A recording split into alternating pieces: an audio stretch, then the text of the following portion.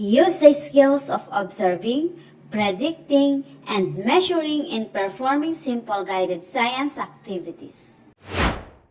What can you see in the picture? That's right!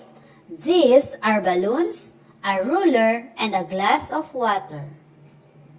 What do you notice about these objects? That's right! They are different objects with different sizes, shapes, and uses. Which object is longer? That's right! The ruler is the longer among the three objects. What do you think will happen if I put stones into a glass of water?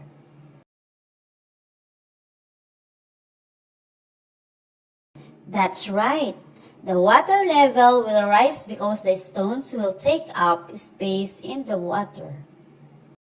Today, we will act like a young scientist.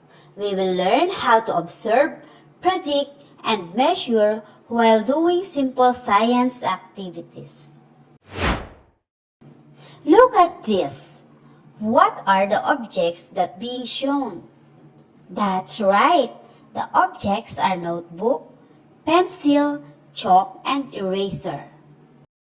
And these objects are found in school. May you describe each object by its color, size, shape, and texture?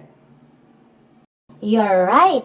The notebook is red, rectangular, smooth, and medium size. The pencil is yellow, long, thin, and smooth. The eraser is small, soft, rectangular, and smooth. And the chalk is white, small, cylindrical, and powdery. How about this?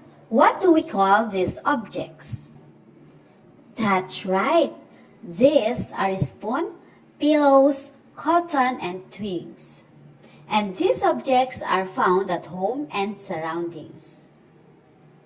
May you describe each object by its color, shape, textures, and size? The spoon is silver, oval shape, smooth, and medium size. The pillows are white, soft, rectangular, fluffy, and large.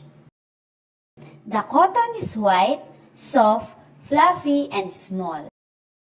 And the twigs are brown, thin, rough, and small.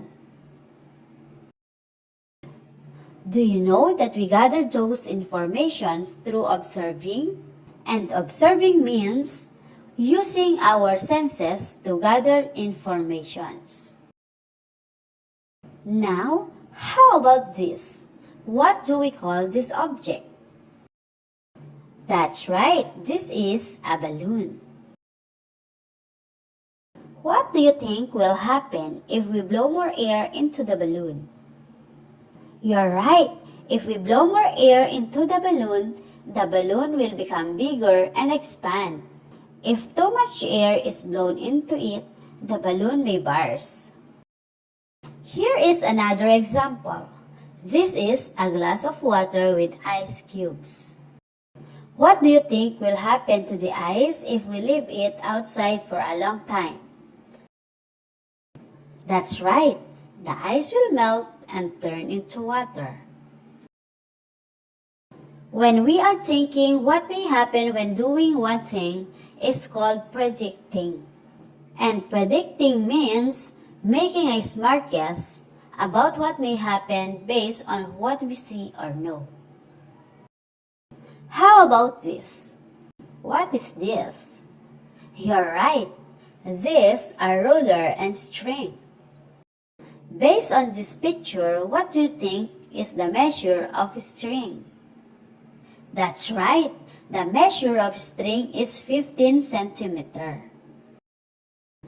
The process that we use to know the measure of string is called measuring. And measuring tells us how long, short, heavy, or light an object is. There are two types of measurement.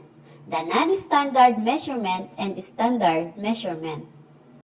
When we say standard measurement, it is measuring objects using measuring tools like ruler, and we use centimeter or inches in it. While non-standard measurement is measuring objects using paper clips or hand span. Here is an example of non-standard measurement. The picture shows a table. Let's try to measure it using our hand span. Let's count 1, 2, 3, 4, 5, and 6. Very good. So the measure of the table is 6 hand span. So what kind of measurement is used to get the measure of the table again? Very good.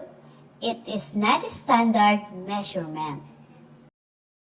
So are you familiar now how to observe, predict, and measure objects?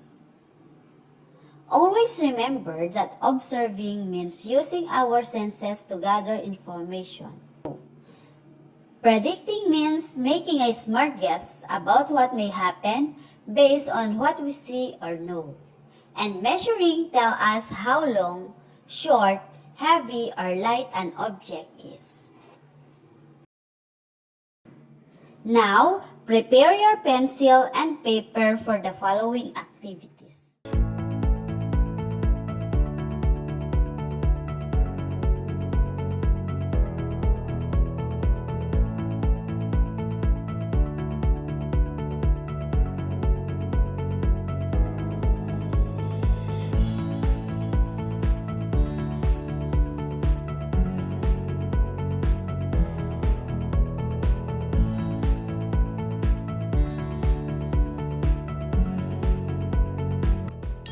Thank you for watching!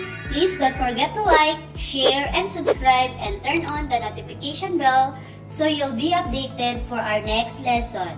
Goodbye and see you next time!